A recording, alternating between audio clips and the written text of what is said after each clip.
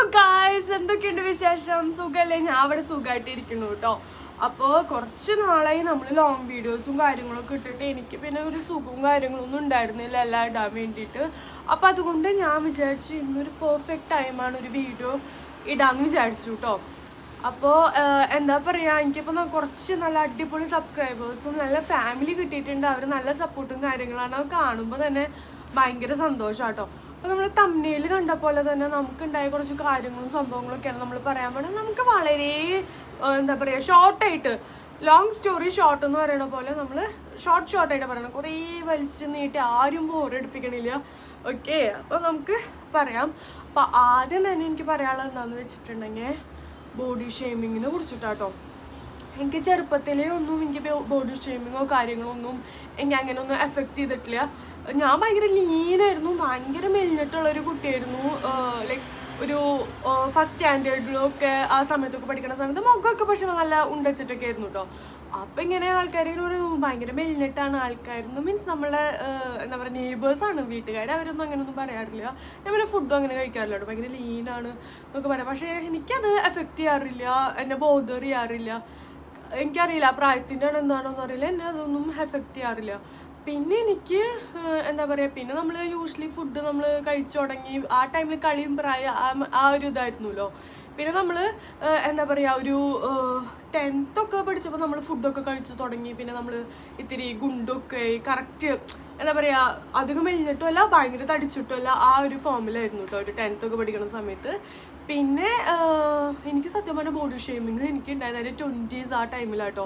20s എന്ന് പറയാവുന്നൊരു like pregnancy ടൈമും ആ ഒരു 22 years ലൈക്ക് ആ ഒരു ടൈമിലാണ് എനിക്ക് ഈ ബോഡി ഷേമിങ് കൂടുതലായിട്ട് നേരിട്ടിട്ടുണ്ടായിരുന്നത്. അതായത് എനിക്ക് ഭയങ്കര കളറ് കുറവാണ്, ഞാൻ ഇത്തിരി ഡൾ സ്കിന്നാണ് എന്നൊക്കെ പറഞ്ഞിട്ട് അങ്ങനെയൊക്കെ ഞാൻ അങ്ങനെ കുറേ കേട്ടിട്ടുണ്ട്. ഇങ്ങനെ തമാശ രീതിയിൽ സർക്കാസ്റ്റിക് വേയിലായിരുന്നു പറയുമെങ്കിലും എനിക്ക്, കാരണം എന്നെ ഇതുവരെയായിട്ട് ഇപ്പോൾ എൻ്റെ ഫാമിലി ആണെങ്കിലും ഇപ്പോൾ നമ്മളുടെ അവിടെ ഉള്ളവരൊന്നും നമ്മളിങ്ങനെ കളറ് കുറവാണ് എന്നൊന്നും പറയുന്നില്ല. കാരണം ഞങ്ങളുടെ ഫാമിലിയിലൊക്കെ നോക്കുമ്പോൾ ഞാൻ അത്യാവശ്യം നല്ല കളറുള്ളൊരു കുട്ടിയായിരുന്നു. പിന്നെ എനിക്കാണെങ്കിൽ ആ ടൈമിലൊന്നും സ്കിൻ കെയറോ കാര്യങ്ങളൊന്നും ഉണ്ടായിരുന്നില്ല. ഈ സ്കൂളിൽ +1 +2 അമ്മയുടെ സ്കൂളൊക്കെ പഠിക്കുമ്പോൾ ഓടി ചാടി കളിക്കുക, ബാസ്കറ്റ് ബോൾ കളിക്കുക, എല്ലാവരും കൂടി ഈ ചുട്ട വെയിലത്ത് കളിക്കുക. അന്ന് ഈ സ്കിൻ കെയർ ഒരു ബോധറിങ് അങ്ങനെ ഒരു സംഭവം ബോധേഡായിരുന്നില്ല. അപ്പോൾ സ്കിന്ന് ഡള്ളായിട്ടും അങ്ങനെയൊക്കെ ആയിരുന്നു. പിന്നെ ഈ എന്താ പറയുക, ഞാൻ ഭയങ്കര ഇതാണെന്നൊക്കെ പറയുമ്പോൾ എനിക്ക് ഭയങ്കരമായിട്ട് തമാശ രീതിയിലാണെങ്കിലും എനിക്കത് ആദ്യമൊന്നും ഞാൻ ഇതാക്കാറില്ല. പിന്നെ എനിക്കത് ഹേർട്ടായി, പിന്നെ എനിക്കതൊരു കോംപ്ലക്സ് പോലെ. പിന്നെ കണ്ടതൊക്കെ വാരിക്കോരി തേക്കുക. സത്യം പറഞ്ഞാൽ നമുക്ക് നമ്മളുടെ സ്കിന്നിൽ കംഫർട്ടബിൾ ആണെങ്കിൽ പിന്നെ ബാക്കിയുള്ളവർ നീ അങ്ങനെയാണ് അല്ലെങ്കിൽ നിൻ്റെ മോന്ത ഭംഗിയില്ല എന്നൊക്കെ പറയുമ്പോൾ എൻ്റെ കൂടെ ആരെങ്കിലും പറഞ്ഞിട്ടില്ല. എന്നാലും നമ്മളെന്തിനത് ബോധേടാണ്. നമ്മളിപ്പോൾ മേക്കപ്പ് ചെയ്ത് അല്ലെങ്കിൽ നമ്മൾ ഭയങ്കര ഇതായിട്ട് പോകുമ്പോൾ നമ്മൾക്ക്, എൻ്റെ പാരൻസിനൊക്കെ ഞാൻ നല്ല ഭംഗിയിൽ ഒരുങ്ങിപ്പോണ്ട് ഭയങ്കര ഇഷ്ടമാട്ടോ. അവർക്ക് ഏറ്റവും ഇഷ്ടമുള്ളൊരു കാര്യം അതാണ്. അപ്പോൾ അങ്ങനെയൊക്കെ ഓരോന്ന് പറയുമ്പോൾ എനിക്ക് ആദ്യമൊക്കെ ഭയങ്കര ഫീൽ ആയിരുന്നു, ഇതെന്തിങ്ങനെ ഞാൻ ഭയങ്കര കറുത്തിട്ടാണോ, ഞാൻ ഇതാണോ, അപ്പോൾ അങ്ങനെയൊക്കെ ഇതായിരുന്നു. പിന്നെ ഏറ്റവും കൂടുതൽ എനിക്ക് എഫക്റ്റ് ആയത് പ്രഗ്നൻസി ടൈമിലായിരുന്നു. പ്രഗ്നൻസി ടൈമിലാണെങ്കിൽ എൻ്റെ സ്കിൻ ഫുൾ ഡിസ്കളേർഡ് ആയിരുന്നു. അതായത് ഫേസ് വേറൊരു കളർ, മീൻസ് ഭയങ്കരമായിട്ട് ബ്ലാക്കിഷ് ആയിട്ടായിരുന്നു. ശരിക്കും ഭയങ്കര കറുത്തിട്ടായിരുന്നു ഫേസ് ഫുള്ളും. ബോഡി നോർമലായിരുന്നു, വലിയ പ്രശ്നമോ കാര്യങ്ങളൊന്നും ഉണ്ടായിരുന്നില്ല. ഓരോ ട്രിമസ്റ്റർ എത്തുമ്പോഴും ഭയങ്കര ചേഞ്ചസ് ആയിരുന്നു. അതായത് കഴുത്ത് ഇവിടെ ഫുള്ള്, ഇപ്പം അതിനൊന്നുമില്ല, കഴുത്ത് ഫുള്ള് കറുത്ത് മുഖമൊക്കെ ആകെ ഇതായി ഭയങ്കര ഇതായിരുന്നു. പക്ഷെ ലാസ്റ്റ് ഒരു ഇതായപ്പോൾ ഭയങ്കരമായിട്ട് വണ്ണം വെച്ചു, ഭയങ്കര ശരിക്കും ചക്കപ്പുറക്കെന്നൊക്കെ പറയില്ലേ, അതുപോലെ ഭയങ്കരമായിട്ട് വണ്ണം വെച്ചു. പിന്നെ എന്താ പറയുക, അപ്പം സ്കിന്നൊക്കെ ഇത്തിരി കളർ വെച്ച പോലെ ഭയങ്കര ചക്കയായിരുന്നു. മുഖമൊക്കെ ഇങ്ങനെ ഇത്രയും വലുതായിരുന്നു കേട്ടോ. ഭയങ്കര ലാസ്റ്റ് സ്റ്റേജൊക്കെ ആകുമ്പോൾ ഭയങ്കര ഫുഡ് അടിയായിരുന്നു കേട്ടോ. അപ്പോൾ കുട്ടിക്ക് വെയിറ്റ് വെക്കണ്ടേ. പിന്നെ അത് മാത്രമല്ല എനിക്ക് ഭയങ്കര ക്രേവിങ്സ് ആണ്. ഒരു ഹോട്ടൽ എനിക്ക് ഏറ്റവും ഇഷ്ടമുള്ളത് നമ്മുടെ ഇന്ത്യൻ കോഫി ഹൗസ് ആട്ടോ. അവിടെ പോയി കഴിഞ്ഞാൽ 8 കട്ട്ലേറ്റ് ഒറ്റയടിക്ക് ഞാനിത് തിന്നായിരുന്നു. പിന്നെ ഇവരങ്ങനെയൊന്നും പറയില്ല, മീൻസ് ബേബി ഇതാവാൻ വേണ്ടിയിട്ടല്ല. പിന്നെ പ്രഗ്നൻസി ടൈമിൽ അല്ലാണ്ട് അയ്യോ നീ അത്ര തിന്നെടുത്തോ, അയ്യോ പേടിയാണെന്നൊന്നും അവരങ്ങനെയൊന്നും പറയാറില്ല. മോള് തിന്നോ, എത്രയും തിന്നു, ആ ഒരു രീതിയിലായിരുന്നു കേട്ടോ ഇവർ. ബേബി നല്ല ഹെൽത്തി ആയിട്ട് വരട്ടെ അങ്ങനെ. അപ്പോൾ ഓരോ സാധനങ്ങൾ അത് മേടിച്ച് തരലും ഇത് മേടിച്ച് തരലും അങ്ങനെ. പക്ഷെ ആ ടൈമിലൊക്കെ എനിക്ക് എന്താ പറയുക, മെൻ്റലി ഞാൻ ഇത്തിരി ഇതായിരുന്നെങ്കിലും പക്ഷേ ഫുഡ് അടിയുടെ കാര്യത്തിലൊന്നും ഞാൻ ഭയങ്കര കുറവൊന്നും ഇതാക്കിയിട്ടുള്ള ഭയങ്കര ഫുഡ് കഴിക്കലും കാര്യങ്ങളൊക്കെ ആയിരുന്നു കേട്ടോ. പിന്നെ എനിക്ക് ബോഡി ഷേമിങ് ഉണ്ടായിരുന്നു എന്താണെന്ന് വെച്ചിട്ടുണ്ടെങ്കിൽ ഞാൻ അങ്ങനെ വണ്ണം വെച്ചപ്പോൾ ഒരു ഞങ്ങളുടെ വീട്ടിലേക്ക് ഒരു അമ്മയുടെ ഒരു ഫ്രണ്ട് വന്നിട്ടുണ്ടായിരുന്നു. അപ്പോൾ ഫ്രണ്ട് വന്നപ്പോൾ എന്നെ കണ്ടിട്ട് പറയാം, കാരണം ഞാൻ സ്കൂളിലൊക്കെ പഠിക്കുമ്പോൾ ഭയങ്കര മെല്ലിട്ടായിരുന്നല്ലോ. അപ്പോൾ എന്നെ പെട്ടെന്ന് കണ്ടപ്പോൾ പറയാം, അമ്മേനെ വെട്ടിക്കല്ലോ, ഭയങ്കരമായിട്ട് വണ്ണം വെച്ചുല്ലോ, ഇതെന്താന്ന് പറഞ്ഞിട്ട് ഭയങ്കര കളിയൊക്കെ ഭയങ്കരമായിട്ട് ചിരിച്ചു കേട്ടോ. എന്താണ് വെച്ചു ഭയങ്കര വണ്ണമായില്ലോ എന്നൊക്കെ പറഞ്ഞിട്ട്. അപ്പോൾ എനിക്ക് ഭയങ്കരമായിട്ട് വിഷമമായിട്ടോ. അപ്പോൾ ഞാൻ ആലോചിച്ചത് ഇങ്ങനെ പറയായിരുന്നില്ലേ, അതായത് ഭയങ്കരമായിട്ട് വണ്ണായിട്ട് വെച്ചിനു ഒന്ന് ശ്രദ്ധിച്ചോളൂ, ഡെലിവറിക്ക് ശേഷമാണ് ഭയങ്കരമായിട്ട് വണ്ണയച്ചിനു ഒന്ന് ശ്രദ്ധിച്ചോളൂ കേട്ടോ, ഇനി അധികം തടി വെക്കണ്ട മോളെന്ന് പറഞ്ഞാൽ നമുക്ക് മനസ്സിലാക്കാം, നമുക്ക് കുഴപ്പമില്ല, ഓക്കെ. ഇതെന്നെ അങ്ങനെയല്ല പറഞ്ഞ് എനിക്കത് ഭയങ്കര എനിക്ക് ഇപ്പോഴും അത് ആലോചിക്കുന്ന സമയത്ത് എനിക്ക് ഭയങ്കര വിഷമാവാറുണ്ട് കേട്ടോ ഇങ്ങനെ. അപ്പോൾ അതായത് ഡെലിവറി കഴിഞ്ഞ് കുറച്ച് നാളായിട്ടുള്ളൂ, അതിനുള്ളിലാണ് നമ്മളുടെ അടുത്ത് ഇങ്ങനെ പറയണത്. അപ്പോൾ എനിക്ക് ഭയങ്കര ഹേർട്ടായിട്ടുണ്ടായിരുന്നു. അതുപോലെ തന്നെ വേറൊരു ഇൻസിഡൻറ്റ് ഉണ്ടായിട്ടുണ്ടായിരുന്നു. അതൊരു അച്ഛൻ്റെ ഒരു റിലേറ്റീവാണ് എൻ്റെ അടുത്ത് പറഞ്ഞത്. അത് വയസ്സായവരോ കേട്ടോ എന്നോട് പറഞ്ഞത് എന്താണെന്ന് വെച്ചിട്ടുണ്ടെങ്കിൽ, അമ്മായി ആയില്ലോ തള്ളയില്ലോ എന്ന് പറഞ്ഞിട്ട് ഭയങ്കര ചിരി. അപ്പോൾ ഇവരെന്നെ കാണുന്ന സമയത്ത് ഞാൻ ഭയങ്കര മെലിഞ്ഞു, നമ്മൾ ഭയങ്കര സ്റ്റൈലായിട്ടാണ് എപ്പോഴും എവിടെയാണെങ്കിലും പോവുക. അപ്പോൾ പെട്ടെന്ന് കണ്ടപ്പോൾ ഒരു തള്ള വൈബൊക്കെ അവർക്ക് തോന്നിയിട്ടുണ്ടാവും. പക്ഷെ ആ ടൈമിൽ എനിക്ക് അത് ആക്സെപ്റ്റ് ചെയ്യാൻ ഭയങ്കര ബുദ്ധിമുട്ടായിരുന്നു. എനിക്കല്ല, ഏത് ന്യൂ മോമായവർക്ക് അതുപോലെ ആക്സെപ്റ്റ് ചെയ്യാൻ ഭയങ്കര ബുദ്ധിമുട്ടായിരിക്കണ ഒരു ടൈമായിരിക്കും ആ സമയം. പക്ഷെ അതൊക്കെ ചിലവരിങ്ങനെ കേട്ട് ഇത് കൂടെ പോണ പോലെ ആയിരുന്നില്ല. ഞാനാണെങ്കിൽ അത് ഭയങ്കരമായിട്ട് പേഴ്സണലി എടുത്തു. ഞാൻ അന്ന് തൊട്ടിട്ട് ഇവർ പറഞ്ഞതിന് ശേഷം ഞാൻ അന്ന് തൊട്ടിട്ട് ഡയറ്റിങ് അല്ല, ഞാനും അച്ഛനും കൂടി എന്നും നടക്കാൻ പോവും. അച്ഛനും കൂടെ വരുന്നു കേട്ടോ. രാവിലെ ഒരു അരമണിക്കൂർ അല്ലെങ്കിൽ കുറേ 2 കിലോമീറ്റർ ഒക്കെ ഞങ്ങൾ നടക്കും, രാത്രിയും നടക്കും. അപ്പോൾ എനിക്ക് ജിമ്മിന് പോകണമെന്നായിരുന്നു. ബട്ട് അമ്മ ടോട്ടലി എതിരായിരുന്നു, കാരണം ബ്രസ്റ്റ് ഫീഡ് ചെയ്യണ്ടായിരുന്നു ആ ടൈമിൽ. ജിമ്മൊന്നും പോകണ്ട എന്നൊക്കെ പറഞ്ഞിട്ട്, നീ പാല് കൊടുത്താൽ തന്നെ നിന്റെ തടി കുറയും. പക്ഷെ ഞാൻ ഇല്ല, എന്നെ അങ്ങനെ പറഞ്ഞു ഭയങ്കരമായിട്ട് അത് ഹേർട്ടായിട്ട് ഇവിടെ കൊണ്ടുവന്നത്. അപ്പം ഞാൻ ഇന്നും നടക്കാൻ പോകും. അങ്ങനെ ഞാൻ ഫുഡ് പിന്നെ ചോറ് കുറേ കഴിക്കായിരുന്നു, ചോറ് കുറച്ചാക്കി, കറികൾ കുറേ ആക്കി, അങ്ങനെ. അപ്പോൾ എനിക്ക് സത്യം പറയുകയാണെങ്കിൽ അവരെന്നെ തമാശ രീതിയിൽ നമ്മളുടെ കുട്ടിയല്ലേ എന്നുള്ള രീതിയിൽ പറഞ്ഞെങ്കിലും എനിക്കത് ഭയങ്കരമായിട്ട് വിഷമമായിട്ടുണ്ടായിരുന്നു. പിന്നെ ഞാൻ എന്താ പറയുക, അത് ഞാൻ പിന്നെ അവർ പറഞ്ഞത് ഞാൻ പോസിറ്റീവ് രീതിയിൽ ഞാൻ എടുത്തിട്ട് ഞാൻ എൻ്റെ മൈൻഡിനെ ടോട്ടലി സെറ്റാക്കിയിട്ട് ഞാൻ പിന്നെ ഭയങ്കരമായിട്ട് മെലിഞ്ഞ് ഞാൻ നോർമൽ വെയിറ്റിനെക്കാട്ടും കുറഞ്ഞപ്പോൾ പിന്നെ എനിക്ക് മനസ്സിലായത് ഭയങ്കര വൃത്തികേടാണ്, ഇത് ഇത്തിരി ഇതാണെന്ന് വിചാരിച്ചിട്ട് ഞാൻ പിന്നെ വീണ്ടും ഫുഡൊക്കെ കഴിച്ച് സെറ്റാക്കിയത്. ഇപ്പോൾ പണ്ടത്തെ കോലം തന്നെ ആയതുകൊണ്ട് ഫേസ് ഒരെണ്ണമൊക്കെ ഭയങ്കരമൊക്കെ പെട്ടെന്ന് ടെൻഷനോ അല്ലെങ്കിൽ വല്ല ഇപ്പം എൻ്റെ ആൾക്കാർ ഇപ്പോൾ കളർ കുറഞ്ഞു അങ്ങനെ എന്തെങ്കിലുമൊക്കെ പറയുകയാണെങ്കിൽ ഞാൻ വലിയ കാര്യത്തിൽ ഞാൻ മൈൻഡ് ചെയ്യാറില്ല. എന്തുട്ടാ അപ്പോൾ കളറിലാണ് ഇപ്പോൾ വലിയ കാര്യം. ഇപ്പോൾ ചില ദിവസം നമ്മൾ ഭയങ്കരമായിട്ട് നല്ല ഹെൽത്തി ഫുഡും കാര്യങ്ങളൊക്കെ കഴിച്ചാൽ നമ്മൾ കളർ വയ്ക്കും. കളറിലൊന്നും വലിയ കാര്യമില്ല എന്ന് പിന്നെ എനിക്ക് മനസ്സിലായി. എന്നിട്ടാണ് ഇപ്പോൾ കുറേ വാരി തേച്ച് അത് തേച്ച് ഇത് തേച്ച് ഞാൻ സത്യം പറയുകയാണെങ്കിൽ കളർ വയ്ക്കാണ് ബ്രൈറ്റനിങ്ങിൻ്റെ ഇതും ഓയിലുണ്ടാക്കലും പിന്നെ ഓരോ സംഭവങ്ങളും കൊറിയൻ സ്റ്റൈലായിട്ടുള്ള എന്താ പറയുക പ്രൊഡക്ട്സും കാര്യങ്ങളൊക്കെ കുറേ യൂസ് ചെയ്തിട്ടുണ്ടായിരുന്നു. പിന്നെ എനിക്ക് മനസ്സിലായി ഒന്നും ഒരു വലിയ കാര്യമില്ല, ചെയ്യണവർ ചെയ്തോട്ടെ, അല്ലാത്തവര് ഇപ്പോൾ എനിക്കിപ്പോൾ അങ്ങനെ വലിയ കുറേ കളറ് വേണം അങ്ങനെ ഒന്നുമില്ല. ഞാനിപ്പോൾ ഉള്ള ഭംഗിയൊക്കെ വെച്ചിട്ട് ഞാൻ അതിലൂടെ ഭയങ്കര സന്തോഷം കണ്ടെത്താം കേട്ടോ. ഇപ്പം എനിക്കുള്ള ഭംഗി മതി, അത് വെച്ചിട്ട് ഞാനിങ്ങനെ ഒരുങ്ങി നടക്കുമ്പോൾ എനിക്ക് തന്നെ ഭയങ്കര സന്തോഷമാണ്. ഞാൻ എന്താ പറയുക, എനിക്ക് ഒരുങ്ങി നടക്കുമ്പോൾ ഒരു പ്രത്യേക സന്തോഷമാണ്. ഇപ്പോൾ വീണ്ടും പണ്ട് ഞാൻ പറയായിരുന്നു ഒരു ലാസ്റ്റ് 2-3 വീഡിയോസിലൊക്കെ എനിക്ക് മേക്കപ്പ് ഇടാനേ ഇപ്പോൾ ഇഷ്ടമല്ല, ഭയങ്കര ബുദ്ധിമുട്ടാണ് കാര്യങ്ങളും. ഇപ്പോൾ അങ്ങനെയൊന്നുമില്ല, ഇപ്പോൾ ഞാൻ പോകുമ്പോൾ ഭയങ്കര നല്ല ഡ്രസ്സപ്പ് ചെയ്തിട്ടാണ് പോവുക. ഇപ്പോൾ വീണ്ടും ഞാൻ ബാക്ക് ടു ചിന്നുമായിട്ടുണ്ട്. അപ്പോൾ അങ്ങനെ പിന്നെ വേറെ എന്നോട് കുറേ പേരായി ചോദിക്കണേ, അതായത് ജോബ് എന്തായി, ജോബ് ഇപ്പോൾ വർക്കിന് പോകുന്നില്ലേ, ഇപ്പോൾ എന്തായി കാര്യം എന്നൊക്കെ ഇങ്ങനെ കുറേ പേര് ഇങ്ങനെ കൺസേൺ ആയിട്ട് ഇങ്ങനെ ചോദിക്കണേന്നു. അപ്പോൾ അവരോട് വേണ്ടിയിട്ടാണ് പറയണേ, ഞാനിപ്പോൾ ജോബിന് പോകണില്ല, ഞാൻ അവിടുന്ന് റിസൈൻ ചെയ്തു.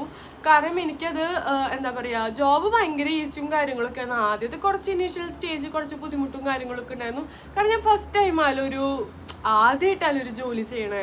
അപ്പോൾ എനിക്ക് അതിനെക്കുറിച്ച് ഒന്നും അറിയില്ല, ഒരു കാര്യം ഒരു തേങ്ങ ഒന്നും അറിയില്ല. പിന്നെ ഞാൻ തന്നെ കഷ്ടപ്പെട്ട് കണ്ടുപിടിച്ച് ഞാൻ അച്ഛനും കൂടി ഇൻ്റർവ്യൂവിന് പോയി കിട്ടിയിട്ടുള്ള ഒരു ജോബാണ്. ഇവിടെ എന്താ പറയുക കുറേ ഓപ്പർച്യൂണിറ്റീസും കാര്യങ്ങളൊക്കെ നമുക്ക് കിട്ടുന്നുണ്ട്. ബട്ട് എനിക്ക് എപ്പോഴേ കുറേ നമുക്ക് സെലക്ഷൻ കിട്ടണമെങ്കിലും എനിക്ക് ഇഷ്ടപ്പെട്ട ഒരു ജോലി വേണമെന്ന് ഭയങ്കര ഇതായിരുന്നു. അപ്പോൾ കിട്ടണേലൊക്കെ ഞാൻ സത്യം പറഞ്ഞാൽ ഞാൻ പോകാറുണ്ടായിരുന്നില്ല. അപ്പോൾ അച്ഛനും എന്ത് കിട്ടിയത് പോകാറുന്നില്ല. എനിക്ക് പക്ഷെ മനസ്സിനൊരു സംതൃപ്തി ഉണ്ടായിരുന്നില്ല. ഇതാണ് എനിക്ക് ഇഷ്ടപ്പെട്ട ജോലിയാണ്, അതുകൊണ്ടല്ലേ ഞാൻ എത്രയും നാളും നിന്ന്. അപ്പോൾ എനിക്ക് എന്താ പറയുക, ഞാൻ നിർത്തി പോരാൻ കാരണം എന്താണെന്ന് വെച്ചിട്ടുണ്ടെങ്കിൽ എനിക്ക് 2 hours ട്രാവലുണ്ട്. ഇവിടെ നിന്ന് അങ്ങോട്ടും അതുപോലെ തന്നെ അവിടെ നിന്നും ഇങ്ങോട്ടും എനിക്ക് 2 hours ട്രാവലുണ്ട്. എനിക്ക് ഭയങ്കര ബുദ്ധിമുട്ടും കാര്യങ്ങളായിരുന്നു ഇങ്ങനെ ട്രാവലും. കാരണം എനിക്ക് ഇവിടെ വരുമ്പോൾ ചില സമയത്ത് ഞാനൊരു 9 മണിക്കൊക്കെയാണ് വീട്ടിൽ രാത്രി കയറി വരാറ്. രാവിലെ അതുപോലെ നേരത്തെ ഞാൻ പോയിരുന്നു. ഈ ബസ് എന്ന് പറഞ്ഞ സംഭവം ഭയങ്കര ട്രാഫിക്കും കാര്യങ്ങളൊക്കെ ആയിട്ട് ബസ് ഭയങ്കര ലേറ്റ് ആയിട്ടായിരുന്നു ചില സമയത്ത്. ഈവൺ ഓഫീസിൽ ഞാൻ പോണ സമയത്ത് തന്നെ ചില സമയത്ത് ഭയങ്കര ലേറ്റ് ആവും. അവിടെ ആണെങ്കിൽ ഈ പഞ്ചിനി ഉണ്ട്. ഈ പഞ്ചിനി ചെയ്യണ സമയത്താണ് നമ്മൾ 1 minute ലേറ്റ് ആയാൽ നമുക്ക് 10 dirhams ഡിഡക്റ്റ് ചെയ്യും. ലൈക്ക് അങ്ങനെയൊക്കെ കുറച്ച് കമ്പനി പോളിസിയും കാര്യങ്ങളൊക്കെ ഉണ്ട്. അപ്പോൾ ഞാൻ ചില സമയത്ത് ½ an hour 1 hour ഒക്കെ ലേറ്റായി പോകാറുണ്ട് ഓഫീസിലേക്ക്. 2-3 പ്രാവശ്യം അങ്ങനെ ഉണ്ടായിട്ടുണ്ട് ഇൻസിഡൻറ്റ്. പിന്നെ അതുമാത്രമല്ല എനിക്ക് കുറച്ച് 2 hours അങ്ങോട്ടും ട്രാവലുണ്ട്, 2 hours ഇങ്ങോട്ടും ട്രാവലുണ്ട്. എനിക്ക് വീട്ടിൽ വന്ന് ഒരു ലൈഫില്ലാത്ത പോലെയായിരുന്നു. കാരണം എനിക്ക് ഇഷ്ടമായിരുന്നു ജോലിക്ക് പോകാൻ. കാരണം എനിക്ക് ബസ്സിൽ കുറേ ഫ്രണ്ട്സ് ഉണ്ട്, അതുപോലെ തന്നെ മെട്രോയിൽ കാണുമ്പോൾ കുറേ ഫ്രണ്ട്സ് ഉണ്ട്. ഡെയിലി വരെ കാണാമല്ലോ. ചിലപ്പോൾ ഒന്നും കാണില്ലെങ്കിലും മിക്ക ദിവസം കാണാറുണ്ട്. കുറച്ച് ദിവസമായില്ല പോയിട്ടുണ്ടായിരുന്നു. അപ്പോൾ അവരെ കാണില്ല, അതൊക്കെ ഭയങ്കര സന്തോഷമായിരുന്നു. കമ്പനിയിലാണെങ്കിൽ അവസാനം ഇപ്പോൾ ഞാൻ എല്ലാവരുടെ അടുത്ത് ഫ്രണ്ട്സായിട്ട് നല്ല രീതിയിലായിരുന്നു പോകണ്ടായിരുന്നത്. പിന്നെ എനിക്ക് ഒട്ടും പറ്റുണ്ടായിരുന്നില്ല. പിന്നെ അത് മാത്രമല്ല ഞങ്ങൾ ട്രിപ്പും പോകണ്ടായിരുന്നു. അപ്പോൾ എനിക്കൊരു 5 days ഒക്കെ ലീവ് എടുക്കേണ്ടി വന്നു. അപ്പോൾ പ്രൊബേഷൻ പീരീഡിൽ നമുക്ക് അങ്ങനെ ലീവും കാര്യങ്ങളും ഒന്നും ഇതാവില്ല. ഞാൻ ഓൾറെഡി പറഞ്ഞിട്ടുണ്ടായിരുന്നു. പിന്നെ എല്ലാം കൂടി ഞാൻ വിചാരിച്ച് പോവണ്ട, നമുക്ക് ഇതാക്കാം, ഇനി വീണ്ടും ബെറ്റർ ഓപ്പർച്യൂണിറ്റീസും കാര്യങ്ങളും. പിന്നെ എനിക്ക് തന്നെ അവിടെ പോയപ്പോൾ എനിക്കൊരു സെൽഫ് കോൺഫിഡൻസ് കുറച്ചും കൂടി കൂടി. അതായത് ജോബിൻ്റെ റിലേറ്റഡ് അല്ലാണ്ട് എനിക്ക് അല്ലെങ്കിലും കോൺഫിഡൻസിന് കുറവൊന്നുമില്ല. അപ്പോൾ എന്താ പറയുക, ഇനിയിപ്പോൾ വേറെ എവിടെയെങ്കിലും പോവുകയാണെങ്കിലും എനിക്ക് എന്തായാലും ഇനി വേറെ ജോബിന് കിട്ടും. ജസ്റ്റ് ട്രൈ ചെയ്താൽ മതി. ഒരു എക്സ്പീരിയൻസ് ആയിട്ടുണ്ടായിരുന്നു അവിടെ പോയിട്ടേക്ക്. ക്ലയൻസിനൊക്കെ എങ്ങനെ കാണണേന്നും എങ്ങനെ സംസാരിക്കണേന്നും നമുക്കൊരു ആദ്യം ഭയങ്കര പാനിക്കൊക്കെ ആയിരുന്നു. പിന്നെ അത് സെറ്റായി. അപ്പോൾ ഇനിയിപ്പോൾ എവിടെ പോവുകയാണെങ്കിൽ നമുക്കൊരു ബെറ്റർ ഓപ്പർച്യൂണിറ്റി നമുക്ക് കിട്ടുകയാണെങ്കിൽ നമുക്ക് അടിപൊളിയായിട്ട് പെർഫോമൻസ് ചെയ്യാമെന്നുള്ളൊരു കോൺഫിഡൻസ് ഉണ്ട്. അതുകൊണ്ട് ഞാൻ പിന്നെ ഒരു എക്സ്പീരിയൻസായി ഞാൻ റിസൈൻ ചെയ്തിട്ടാണ് പോകുന്നത്. അതാണ് ജോബിന് വരെ കുറേ പേരെ ചോദിക്കേണ്ടത് കേട്ടോ. ഇപ്പോൾ ഒരു വീഡിയോ ഇട്ടിടാമെന്ന് വിചാരിച്ചു. അപ്പോൾ ഞാൻ പറയാമെന്ന് വിചാരിച്ചു. പിന്നെ വേറെ എന്താ കാര്യം പറയാനുള്ളത്? പിന്നെ ദുബായിൽ വന്നതിന് ശേഷം ഞാൻ പഠിച്ചിട്ടുള്ള കുറച്ച് എക്സ്പീരിയൻസസ് ഞാൻ നിങ്ങളോട് പറയാം.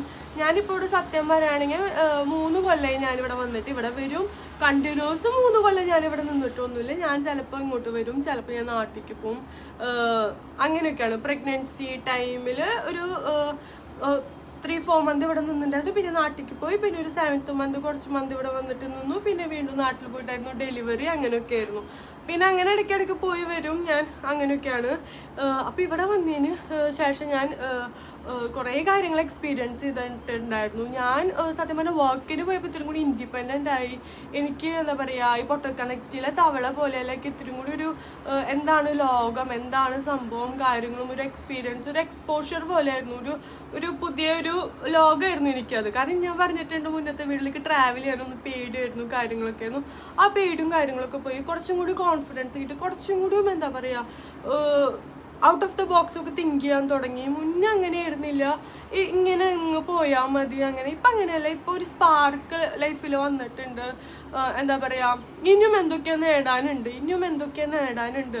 Something good is going to happen to you Chinnu എന്നിങ്ങനെ എപ്പോഴും കണ്ടിന്യൂസ്ലി ആയിട്ട് ലൈക്ക് നമ്മുടെ മൈൻഡ് എനിക്ക് ഇത്രയും നാളായിട്ടൊക്കെ അതിന് തന്നിട്ടില്ല. അപ്പോൾ എൻ്റെ മൈൻഡ് തന്നെ എനിക്കൊരു സിഗ്നലും കൂടി തന്നു തുടങ്ങി. Something good is going to happen, like something good is going to happen എപ്പോഴും ഇങ്ങനെ പറയാം. അങ്ങനെ തന്നെ നടക്കട്ടെ. എനിക്ക് മാത്രമല്ല, ഈ കാണുന്ന എല്ലാവർക്കും അതുപോലെ തന്നെ നടക്കട്ടെ എന്ന് ഞാൻ ആഗ്രഹിക്കുന്നു. അപ്പോൾ നടക്കും ചെയ്യും കേട്ടോ. നമ്മൾ മാനിഫെസ്റ്റ് ചെയ്ത് കഴിഞ്ഞിട്ടുണ്ടെങ്കിൽ മിക്ക കാര്യങ്ങളും നമുക്ക് നടക്കും. ഓക്കെ, അപ്പോൾ അങ്ങനെ എനിക്ക് തോന്നിയിട്ടുണ്ട്. ഒരു ഇത്തിരി കൂടി ഇൻഡിപെൻഡൻ്റ് ആയിന്ന് എനിക്ക് തോന്നി. എല്ലാ രീതിയിലും ഉണ്ടല്ലോ, ഫിനാൻഷ്യലൊന്നും ഇൻഡിപെൻഡൻ്റ് ഒന്നുമല്ല, എന്നാലും നമുക്കൊരു ഇൻഡിപെൻഡൻ്റ് ആയെന്നൊരു ഇത്തിരിയെങ്കിലും ഒരു ഇച്ചിരി, ഒന്നുമില്ലാത്തടത്ത് എനിക്കൊരു ഇച്ചിരിയെങ്കിലും എനിക്കൊരു ഇൻഡിപെൻഡൻ്റ് ആയെന്ന് എനിക്ക് തോന്നി. ഞാൻ വലിയ അഹങ്കാരത്തിലൊന്നും പറയില്ല, എനിക്ക് തോന്നി അങ്ങനെ. പിന്നെ എനിക്ക് എക്സ്പീരിയൻസ് എന്താണെന്ന് വെച്ചാൽ, ഒരാളും വിശ്വസിക്കരുത് അവരുടെ ഇൻറ്റൻഷൻ എന്താണെന്നോ. അതിപ്പോൾ എനിക്കൊരു ഫ്രണ്ട് ഉണ്ടായിരുന്നു, ഒരു പെൺകുട്ടിയാട്ടോ. എൻ്റെ എന്താ പറയുക, നമ്മളൊരാളെ ഞാനെങ്ങനെയാണെന്ന് വെച്ചിട്ടുണ്ടെങ്കിൽ ഒരാളെ കാണുമ്പോഴേക്കും അയ്യോ നന്നായി എൻ്റെ അടുത്ത് പെരുമാറുക, ഇതുപോലെ നല്ലൊരാൾ ഈ ലോകത്ത് വേറെ ഇല്ല. അടിപൊളിയാണ്. അപ്പോഴേക്കും ഞാൻ അച്ഛനോട് അമ്മോട് പറയാം, അമ്മ എന്ത് അടിപൊളിയാണ് എന്ന് പറയും, സൂപ്പറാണ്. അപ്പോൾ ഇവർ ലോകം കണ്ടോണ്ട് ഇവർക്ക് കാര്യങ്ങളൊക്കെ അറിയാം, ഞാൻ കണ്ടിട്ടില്ല. ഞാൻ കുറേ കോളേജ് സ്കൂള് കോളേജ് വേറെ ലോകമില്ല. ഇവിടെ ആണെങ്കിലും ഏട്ടൻ വീട്, ഏട്ടൻ്റെ കൂടെ പോണു അല്ലെങ്കിൽ ഇവരൊപ്പം പോണു വരണു, വേറെ ഒരു ലോകമില്ല. അപ്പം എനിക്ക് എൻ്റെ അടുത്ത് നന്നായി സംസാരിക്കണവരൊക്കെ എനിക്ക് ശങ്കാണ്, എൻ്റെ ഹൃദയമാണ്, എല്ലാമാണ്. പക്ഷെ നമുക്ക് അവരുടെ ഇൻറ്റൻഷൻസും കാര്യങ്ങളും നമുക്ക് അറിയില്ല എങ്ങനെയാണ് എന്നൊന്നും നമുക്കറിയില്ല. നമ്മളുടെ ചിലപ്പോൾ ലൈഫ് തന്നെ പോകാനുള്ള രീതിയിലോ അല്ലെങ്കിൽ കാരണം ഈ ലോകത്തെ മനുഷ്യന്മാർ പറഞ്ഞ ടോട്ടലി ഡിഫറെൻ്റ് ആണ്.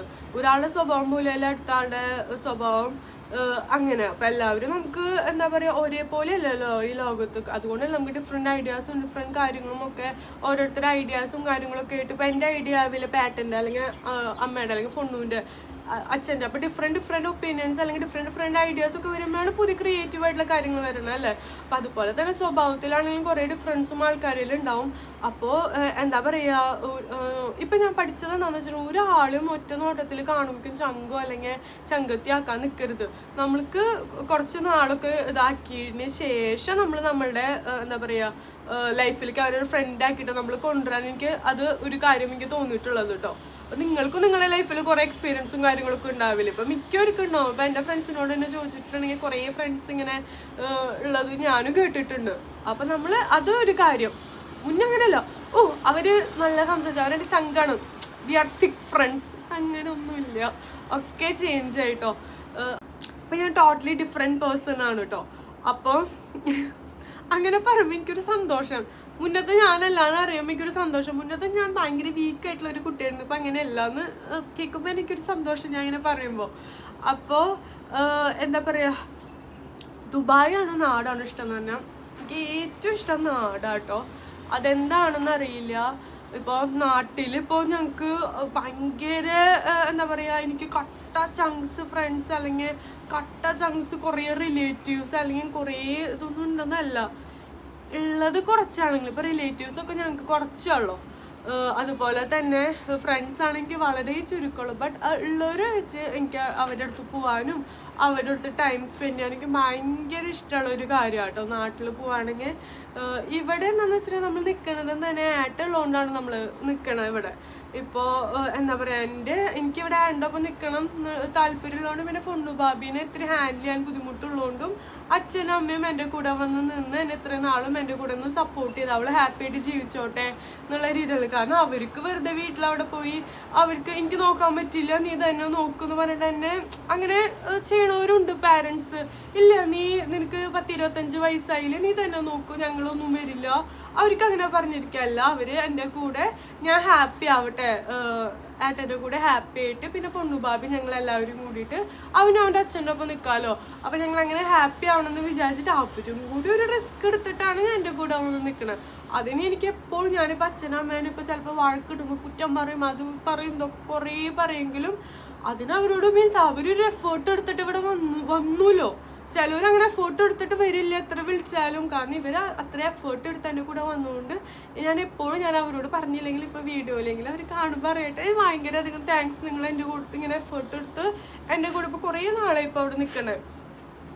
അവർക്ക് അവിടെ ഉള്ളൊരു ലൈഫ് മീൻസ് അവർക്കും നാട് തന്നെ ഇഷ്ടം. അപ്പോൾ എനിക്കും അത് തന്നെയാണ് ഇഷ്ടം. നാട്ടിലെന്താണെന്ന് വെച്ചിട്ടുണ്ടെങ്കിൽ നമുക്ക് ഇപ്പോൾ ഇപ്പോൾ ഷോപ്പിങ്ങിനാണെങ്കിലും എന്താണെങ്കിലും ഇത് ഒന്ന് ജസ്റ്റ് പുറത്ത് പോകാമെന്ന് പറഞ്ഞിട്ട് കാർ എടുത്തത് നമ്മൾ പോയി നമുക്ക് ഇഷ്ടമുള്ള കാര്യങ്ങളൊക്കെ നമ്മൾ ചെയ്തു.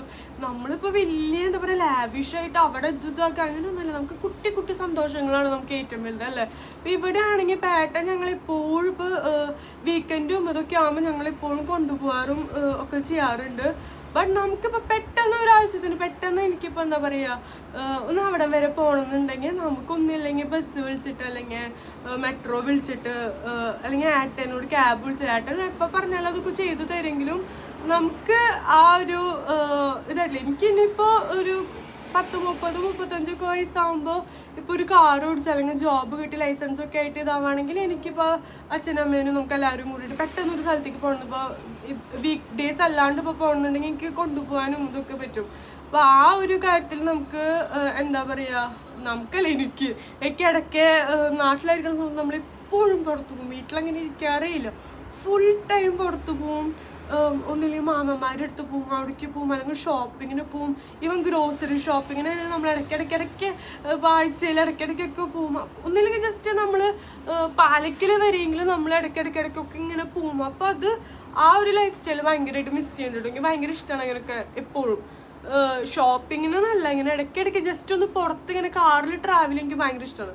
സെയിം സംഭവം ഡിക്റ്റോ. അപ്പോൾ പൊണ്ണൂന് കാറിൽ കയറുക പറഞ്ഞ എൻ്റെ അമ്മ അനങ്ങാണ്ടിരിക്കണതാണ് അവന് ഭയങ്കര ഇഷ്ടമാട്ടോ. അപ്പോൾ അതൊക്കെയാണ് കുറച്ച് കാര്യങ്ങൾ മിസ് ചെയ്യണത്. പിന്നെ ദുബായ് ലൈഫ് ഒരു വേറെ ലൈഫ് തന്നെയാണ്. നമുക്ക് വേറെ വെറൈറ്റി കാര്യങ്ങളും മോൾസ് ആണെങ്കിലും ഇതൊക്കെ ഒരു ഡിഫറെൻ്റ് തന്നെയാണ് ഇവിടെയും. പക്ഷേ മോർ എനിക്ക് നാട്ടിലത്തെയാണ് എനിക്ക് ഭയങ്കര ഇഷ്ടം കേട്ടോ. നാട്ടിൽ ആ മാങ്ങ പൊട്ടിച്ച്, അല്ലെങ്കിൽ ഇളയമ്മയുടെ വീട്ടിൽ അല്ലെങ്കിൽ അമ്മാമ്മയുടെ വീട്ടിൽ നിന്ന് ചാമ്പയ്ക്ക പൊട്ടിക്കുക, അല്ലെങ്കിൽ മാങ്ങ പൊട്ടിച്ചിട്ട് ഫ്രഷായിട്ട് കട്ട് ചെയ്ത് തിന്നുക, അല്ലെങ്കിൽ കടച്ചക്ക ഇതാക്കിയിട്ട് അവിടെ എല്ലാവരും കൂടിയിട്ട് പ്രിപ്പയർ ചെയ്തിട്ട്, അല്ലെങ്കിൽ ചക്ക വെട്ടി മുറിച്ച് ആ ഒരു ഫീല് നമുക്ക് എന്താ പറയുക ഒരു ഗ്രോസറി ഷോപ്പിൽ നിന്ന് മേടിച്ചിട്ട് ഉണ്ടാക്കണേൽ നമുക്ക് കിട്ടുന്നില്ല. ഞങ്ങളുടെ വീട്ടിലേക്ക് എപ്പോഴും ഓർമ്മ ചക്ക സീസണായ ഫുൾ ചക്കയാവും. അപ്പോൾ അച്ഛനും അമ്മയും കൂടിയിട്ട് 2 പേരും ഇങ്ങനെ ഹാർഡ് വർക്ക് ചെയ്യണം കാണാം. എന്നെ അതിനൊന്നും ചക്ക വെട്ടാനൊന്നും, എന്നെ സത്യം പറയുകയാണെങ്കിൽ എന്നെ ചെറുപ്പം മുതലേ ഒരു ഡിഗ്രി വരെ ഒന്നും എന്നെ കിച്ചണിൽ ഇവർ കയറ്റാറും കൂടി ഇല്ല. ഞാനാണ് പിന്നെ എന്തെങ്കിലുമൊക്കെ പറഞ്ഞിട്ട് ഞാൻ എന്തെങ്കിലുമൊക്കെ ചെയ്തോട്ടെ പറഞ്ഞിട്ട് ഞാൻ പോവാറ്. എന്നെ ഇവർ ഇതുവരെ ഇപ്പം പഠിക്കേണ്ട കാര്യത്തിലാണെങ്കിലും എന്നെ എന്താ പറയുക ഇപ്പം കുക്കിങ്ങിൻ്റെ കാര്യത്തിലാണെങ്കിലും എന്നെ ഇതേവരെ ഫോഴ്സ് ചെയ്തിട്ടില്ല. ചിന്നു നീ ഇത് ചെയ്യണം, അല്ലെങ്കിൽ ചിന്നു നീ ചെയ്തിരിക്കണം. അല്ല, ആകെ എന്നെ ഫോഴ്സ് ചെയ്തിട്ട് ചിന്നു ഒന്ന് പൊട്ട് കുത്തിയിട്ട് എവിടെയെങ്കിലും അല്ലെങ്കിൽ വൃത്തിയും വെടുപ്പിലും വരെയൊക്കെ ഒരുങ്ങി പുറത്ത് പോകണമെന്ന് മാത്രമേ ഇവർക്ക് നിർബന്ധമുള്ളൂ. അല്ലാണ്ട് ചിന്നു നീ കുറേ പഠിക്കണം, പഠിച്ചില്ലെങ്കിൽ അടി ഇടി അതൊന്നുമില്ല. ഒരു ഇതിലും ഫോഴ്സ് ചെയ്തിട്ടില്ല. എന്താ പറയുക, ബട്ട് ചില കാര്യങ്ങളൊക്കെ ഭയങ്കര ഫോഴ്സിങ് ആണ്. അല്ലാണ്ട് ഈ പഠിത്തത്തിൻ്റെ കാര്യത്തിലും അല്ലാണ്ട് വേറൊരു കാര്യത്തിലും തന്നെ എനിക്കിപ്പോഴും ഓർമ്മയുണ്ട്. ഞാൻ സ്കൂളിലൊക്കെ പഠിക്കുന്ന സമയത്തും ഇപ്പോൾ നമുക്ക് സാറ്റർഡേ സൺഡേ ഒക്കെ ഓഫ് കിട്ടുന്ന സമയത്ത് ഞാൻ 10 മണി 11 മണി വരെ ഞാൻ കിടന്നുറങ്ങും. അപ്പോൾ എൻ്റെ ചേട്ടനാണെങ്കിൽ അവൻ ഭയങ്കര നേരത്തെ ആയിരുന്നു എണീക്കുന്നത്. അവന് പണ്ടും അതെ, എനിക്ക് തോന്നുന്നു അവൻ എന്തോ കളിക്കാൻ വേണ്ടിയിട്ട് പോകാനോ അല്ലെങ്കിൽ ബാഡ്മിൻ്റൺ കളിക്കാനാന്ന് തോന്നുന്നു ഭയങ്കര നേരത്തെ പോയിരുന്നു. അപ്പോൾ അവനാണെങ്കിൽ ഞാൻ ഉറങ്ങണം കാണുമ്പോൾ അവൻ പിടിച്ച് എണീപ്പിക്കുകയൊക്കെ ചെയ്യാറ്. അപ്പോൾ അമ്മ പറയും അവൾ കിടന്നുറങ്ങിയോട്ടെ. എനിക്ക് അത്ഭുതം തോന്നറി. അതൊക്കെ എനിക്ക് ഭയങ്കര എന്താ പറയുക അത്ഭുതമല്ല, മഹാത്ഭുതവും കാര്യമൊന്നുമല്ല. എനിക്കത് ഭയങ്കര ഇങ്ങനെ ടച്ച് ചെയ്തിട്ടുള്ള ഓരോ കാര്യങ്ങളാണ്. ഇപ്പോഴും ചില കാര്യങ്ങളും ഞങ്ങൾ സത്യം പറയുകയാണെങ്കിൽ ഫൈറ്റ് ചെയ്യണ സമയത്ത് എനിക്കിപ്പോൾ അച്ഛൻ എന്തെങ്കിലും പറഞ്ഞത് എനിക്ക് ഇഷ്ടപ്പെട്ടുള്ളൂ ഞാൻ മുഖത്ത് നോക്കി ഞാൻ നല്ലത് പറയും. അതുപോലെ തന്നെ അച്ഛനും എൻ്റെ അടുത്ത് പറയും. അമ്മയുടെ അടുത്ത് വഴക്കിടാണെങ്കിലും അമ്മയുടെ അടുത്ത് ഞാൻ മുഖത്ത് നോക്കി പറയും, അമ്മ എൻ്റെ അടുത്ത് നന്നായി പറയും. ഞങ്ങൾ അങ്ങനെയാണ്, ചെറുപ്പം മുതലേ അങ്ങനെയാണ്. അപ്പോൾ എനിക്ക് എന്തും പറയാനുള്ള സ്വാതന്ത്ര്യമുണ്ട്, എന്തും ഇതാക്കാനുള്ള സ്വാതന്ത്ര്യമുണ്ട്. അവർക്കും അതുപോലെ തന്നെ എൻ്റെ അടുത്തും അതിൻ്റേതായിട്ടുള്ള സ്വാതന്ത്ര്യമുണ്ട്. ഒരു ദിവസം last end of the day ആകുമ്പോഴേക്കും ഞങ്ങൾ എങ്ങനെയെങ്കിലുമൊക്കെ മിണ്ടി ഞങ്ങൾ സെറ്റ് ആവാറുണ്ട്. എനിക്കിപ്പോഴും അത്ഭുതമുള്ള കാര്യം എന്താണെന്ന് വെച്ചിട്ടുണ്ടെങ്കിൽ എല്ലായിടത്തും നടക്കുമെന്ന് അറിയില്ല, അതുകൊണ്ടാണ് എനിക്കിത് അത്ഭുതമായി തോന്നുന്നത്. കാരണം മിക്ക ആൾക്കാരും ഇതിപ്പോൾ എനിക്കിപ്പോൾ ഒരു കുട്ടിയായി അല്ലേ, അപ്പോൾ ഇപ്പോഴും എനിക്കിപ്പോൾ അവർ ഓരോ കാര്യങ്ങൾ ചെയ്തു മീൻസ് എൻ്റെ ബേബിക്ക് ചെയ്തു കൊടുത്തോട്ടെ, എന്നാലും എനിക്ക് എന്താ പറയുക എനിക്ക് ഒരു സന്തോഷമായിട്ട് അല്ലെങ്കിൽ എനിക്ക് അവരെങ്ങനെ ചെയ്യുന്നുണ്ടല്ലോ എന്ന് തോന്നിയിട്ടുള്ളൊരു കാര്യം എന്താണെന്ന് വെച്ചിട്ടുണ്ടെങ്കിൽ ഇപ്പം അടുത്ത അച്ഛൻ പുറത്ത് പോയിട്ടുണ്ടായിരുന്നു. അപ്പോൾ അച്ഛൻ പുറത്തു പോയി വന്നപ്പോൾ എനിക്കും പൊണ്ണൂനും ഓരോ ഡ്രസ്സുകൾ മേടിച്ചു കൊണ്ടുവന്നു. അപ്പോൾ അതൊക്കെ കണ്ടപ്പോൾ എനിക്ക് ഭയങ്കര അച്ഛന് പൊണ്ണൂന് മാത്രം മേടിച്ചു കൊടുത്താൽ മതിയില്ലേ, അല്ലെങ്കിൽ അവർ എന്താ പറയുക അങ്ങനെ മതിയില്ലേ, എന്തിനാ എനിക്കും പെട്ടെന്ന് ഇരിക്കും. അപ്പോൾ എനിക്കത് കണ്ടപ്പോൾ ഭയങ്കര എന്തോ എനിക്ക് സന്തോഷമായതുപോലെ തന്നെ എനിക്ക് മനസ്സിലൊരു ഇതായി, ഇപ്പോഴും ഇങ്ങനെയൊക്കെ ഇതാക്കുന്നുണ്ടല്ലോ. പിന്നെ അച്ഛനമ്മ അതുപോലെ തന്നെ പുറത്തെപ്പോഴോ പോയപ്പോൾ തായ്ലൻഡിൽ ഞങ്ങൾ ട്രിപ്പ് പോയിട്ട് വന്നപ്പോഴാണ് തോന്നുന്നു അമ്മ എനിക്ക് വേണ്ടിയിട്ടും പൊണ്ണൂനും എനിക്കൊരു കുറേ 3-4 നൈറ്റ് ഡ്രസ്സും കാര്യങ്ങളും ഒക്കെ മേടിച്ചു തന്നു. പൊണ്ണൂനൊന്നും വലിയ മഹാത്ഭുതമോ കാര്യങ്ങളൊന്നും അല്ല. കാരണം ചിലവർ വിചാരിക്കും ആ കല്യാണം കഴിഞ്ഞു അവൾക്ക് ഭർത്താവുണ്ട്, ഭർത്താവ് എല്ലാതും ചെയ്തു കൊടുക്കുന്നുണ്ട്. പിന്നെ അതല്ല, ഏട്ടനാണെങ്കിൽ എല്ലാ കാര്യങ്ങളും ചെയ്തു തരാറുണ്ട്. ഒന്നും ചെയ്തു തരാത്ത ഒരാളും അല്ല. എന്തെങ്കിലും പറഞ്ഞു കഴിഞ്ഞാൽ അതൊക്കെ ചെയ്തു തരും. പക്ഷെ അതുപോലെ തന്നെ അല്ലല്ലോ. ഇതിപ്പോൾ 10-60 അല്ലെങ്കിൽ ഇത്രയും വയസ്സായിട്ടുള്ള അച്ഛനും അമ്മയും കൂടിയിട്ട് എനിക്ക് ഇത്രയും ഇപ്പം 25 വയസ്സായി അവൾക്ക് ഭർത്താവുണ്ട്, ഭർത്താവ് എല്ലാം ചെയ്തു കൊടുക്കണം, അപ്പം ഞങ്ങൾ എന്ത് കൊണ്ട് ചെയ്യണം അങ്ങനെയൊന്നും ചിന്തിച്ചൊന്നുമില്ല. എനിക്ക് കുറേ 3-4 ഡ്രസ്സും ഇതൊക്കെ കണ്ടപ്പോൾ എനിക്ക് പെട്ടെന്ന് എനിക്ക് സന്തോഷമായിട്ടോ, ഭയങ്കര സന്തോഷമായി. എനിക്കെപ്പോഴും അൺഎക്സ്പെക്റ്റഡ് ആയിട്ട് ഞാൻ മുന്നൊക്കെ ഭയങ്കരമായിട്ട് എക്സ്പെക്റ്റ് ചെയ്യണ ഒരാളായിരുന്നു. എൻ്റെ ബർത്ത്ഡേ ആകുമ്പോഴേക്കും ഞാൻ ഇവരോട് ഓർഡർ ചെയ്യും, എനിക്ക് ഇന്നത് വേണം ഇതാവും. അല്ലെങ്കിൽ എക്സാമിൻ്റെ കോളേജ് ടൈം ഇട്ടാവും. കോളേജിന് മുന്നത്തെ ടൈമിലൊന്നും പഠിത്തവും വലിയൊരു പഠിത്തവും കാര്യങ്ങളൊന്നുമില്ല. കോളേജ് ടൈമിലേക്ക് പഠിക്കാൻ ഭയങ്കര ഇഷ്ടമായിരുന്നു കേട്ടോ. അപ്പോൾ ആ ടൈമിലൊക്കെ ഞാൻ പറയും എനിക്ക് നല്ല മാർക്ക് കിട്ടുകയാണെങ്കിൽ എനിക്ക് ഒരു ഗിഫ്റ്റ് വേണമെന്ന് പറയുമ്പോൾ ശരി മേടിച്ച് തരാം, എന്താണ് ഗിഫ്റ്റ് എന്ന് പറയും. അപ്പോൾ ഞാൻ പറയും എനിക്ക് അഞ്ജലി എന്നുള്ള ലോക്കറ്റ് ഗോൾഡിൻ്റെ ഇങ്ങനെ എഴുതിയിട്ടുള്ളത് വേണം. അപ്പോൾ അച്ഛൻ പറഞ്ഞു ശരി അച്ഛൻ മേടിച്ച് തരാൻ പറഞ്ഞു. അപ്പോൾ ഓക്കെ. അപ്പോൾ ഞാൻ ആ ഒരു സംഭവം കിട്ടുമെന്ന് എനിക്കറിയാം. പിന്നെ എനിക്ക് പഠിക്കാനും ഇഷ്ടമല്ലോ. ഇല്ലെങ്കിൽ നമ്മൾ ആ ഒരു ഇതിന് നമ്മൾ എന്താ പറയുക, നമുക്ക് ആ സംഭവം കിട്ടാൻ വേണ്ടിയിട്ട് നമുക്ക് അച്ചീവ് ചെയ്തിട്ട് മാത്രമല്ല, എനിക്ക് പഠിക്കാനും ഇഷ്ടമായിരുന്നു ആ ടൈമിൽ. ഞാനാണെങ്കിൽ ഞാനും എൻ്റെ ഫ്രണ്ടിനെ ഞങ്ങൾ കോൾ ചെയ്തിട്ടൊക്കെയാണ് ഞങ്ങൾ പഠിക്കലും കാര്യങ്ങളൊക്കെ ചെയ്യുക. അങ്ങനെ എനിക്ക് നല്ല മാർക്ക് കിട്ടി. അങ്ങനെ എനിക്ക് അഞ്ജലിന്ന് എഴുതിയിട്ടുള്ള ആ ലോക്കറ്റ് മേടിച്ചു തന്നു. പിന്നെ എനിക്കിപ്പോഴും ഓർമ്മയുണ്ട് 21ാമത്തെ ബർത്ത്ഡേ ആണോന്ന് തോന്നുന്നു, എനിക്ക് 21 ഗിഫ്റ്റ് വേണം പറഞ്ഞിട്ട് ഇവർ 21 ഗിഫ്റ്റ് മേടിച്ചു തന്നു. അതൊക്കെ അവർക്ക് വേണ്ടാന്നോ, അതിപ്പോൾ വലിയ എക്സ്പെൻസീവ് ആയിട്ടുള്ള വലിയ മാങ്ങ തലയോ അങ്ങനത്തെ വലിയതൊന്നുമല്ല ഞാൻ പറഞ്ഞാണ്. ഞാൻ വലിയ കുട്ടി കാര്യങ്ങളൊക്കെ ആവും പറയാം. അവരൊക്കെ അതൊക്കെ ചെയ്ത് തരാറുണ്ട് എനിക്ക്. അപ്പോൾ പിന്നീട് ഞാൻ കുറേ കഴിഞ്ഞപ്പോൾ കല്യാണമൊക്കെ കഴിഞ്ഞതിന് ശേഷം ഞാൻ അങ്ങനെ അത് വേണം അല്ലെങ്കിൽ ഇത് വേണം, ഞാൻ ആഗ്രഹം ഉണ്ടെങ്കിൽ ഞാൻ അധികം അങ്ങനെയൊന്നും പറയാൻ പോകില്ല. മിക്കതും ഞാൻ ഏട്ടനോട് ഞാൻ ഇപ്പോൾ ഭയങ്കര ഇതായിട്ട് അത് വേണം ഇത് തന്നെ വേണം വാശി പിടിക്കുകയോ കാര്യങ്ങളൊന്നും ഞാൻ ചെയ്യാറില്ല. ഞാൻ ആവശ്യത്തിന് ഇപ്പോൾ എന്തെങ്കിലും സ്കിൻ കെയർ ഉണ്ടെങ്കിൽ ഏട്ടാ ഒന്നും വേണം, എനിക്ക് പറ്റുകയാണെങ്കിൽ ഒന്ന് മേടിച്ച് തരുമോ ഞാൻ ചോദിച്ചിട്ട് ഞാൻ മേടിക്കാറ്. അല്ലാണ്ട് എനിക്ക് അതന്നെ വേണമെന്നുണ്ട് ഒരു വിഷം കിട്ടോ കാര്യങ്ങളൊന്നും ആ കാര്യത്തിലൊന്നും ഞാൻ ഒന്നും ചെയ്യാറില്ല കേട്ടോ.